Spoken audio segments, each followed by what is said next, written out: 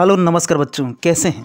हाजिर है एक नई वीडियो में जिसका टाइटल है गणेश शंकर विद्यार्थी की जयंती पर आधारित है। जी हाँ दोस्तों, आज है 26 अक्टूबर और आज है गणेश शंकर विद्यार्थी का जन्मदिन। उनकी जयंती मनाई जाती है। कौन थे गणेश शंकर विद्यार्थी, उनका दैनिक जीवन कैसे बीतता था, उन्होंने देश के लिए क्या किया, बढ़ते हैं वीडियो में। भारतीय स्वतंत्रता संग्राम के समय जिन पत्रकारों ने अपनी लेखनी को हथियार बनाकर आज़ादी की लड़ाई लड़ी, उनमें गणेश शंकर विद्यार्थी का नाम अग्रणी व उल्लेखनीय है। स्वतंत्रता संग्राम सेनानियों ने, कुछ लोगों ने सीधा फाइट करके स्वतंत्रता संग्राम सेना अपना नाम लिया, कुछ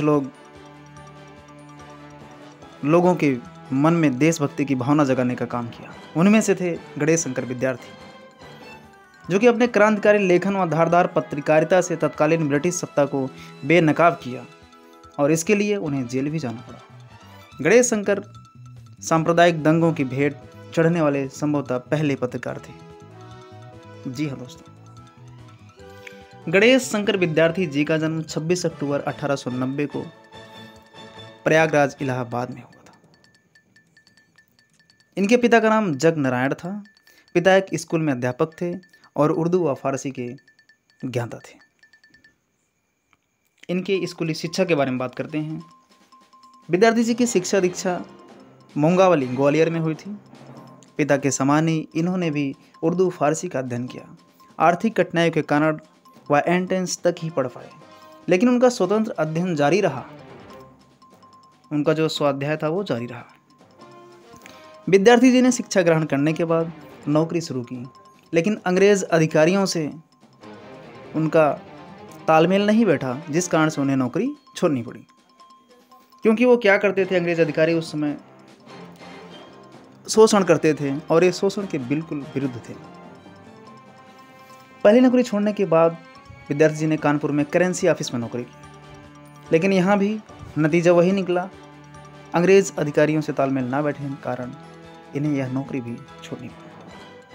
इस नौकरी के छोड़ने के बाद वह अध्यापक हो गए। बताया जाता है महावीर प्रसाद द्विवेदी ने इनकी योग्यता से प्रभावित होकर उन्होंने विद्यार्थी जी को अपने पास सरस्वती में बुला लिया। इनकी रुचि राजनीति की ओर पहले से ही थी। एक ही वर्ष के बाद इन्होंने अभ्युदय नामक पत्र में चले गए और फिर कुछ दिनों तक वहीं पर रहे। 1907 से 1912 तक का इनका जीवन संकट में रहा, लगभग 5 साल। कुछ दिनों तक प्रभा का भी संपादन किया। अक्टूबर 1913 में प्रताप, जो कि साप्ताहिक संपादक था, इनके संपादक हुए। इन्होंने पत्र में किसानों की आवाज़ बुलंद की, सामाजिक, आर्थिक और राजनीतिक समस्याओं पर फोकस किया। विद्यार्थी जी ने बहुत बड़े बड़े विचार ही निर्भीक होते थे।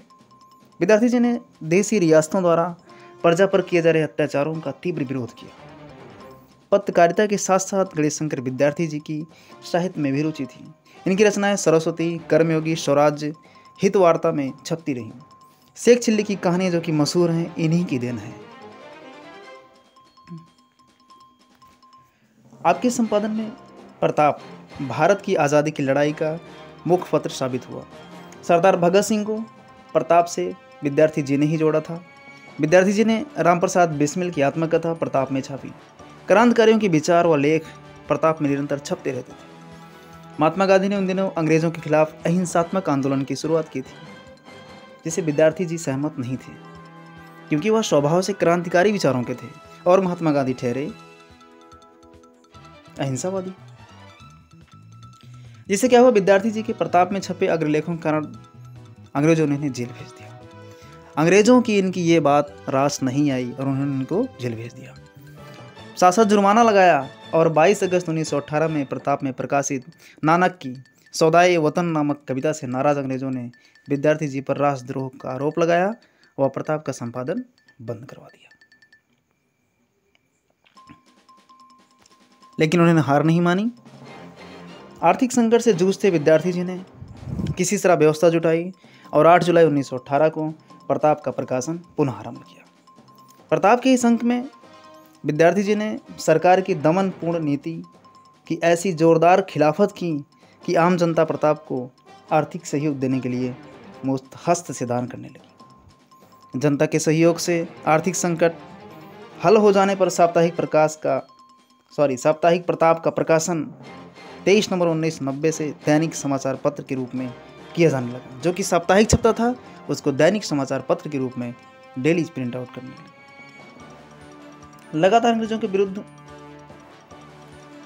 लिखने में इनकी पहचान सरकार विरोधी बन गई और तत्कालीन दंडाधिकारी मिस्टर स्ट्राइफ ने अपने हुक्मनामे से प्रताप को बदनाम पत्र की संज्ञा देकर जमानत की राशि जब्त कर ली।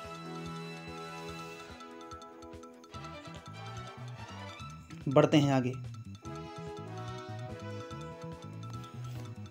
वो चिराग बुझता है 25 मार्च 1931 को कानपुर के हिंदू मुस्लिम दंगे में निस्सहायों को बचाते हुए विद्यार्थी जी भी शहीद हो गए।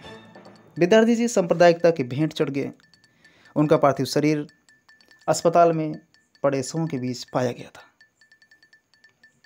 उनको श्रद्धांजलि अर्पित करते हुए वीडियो को समाप्त करते हैं। धन्यवाद।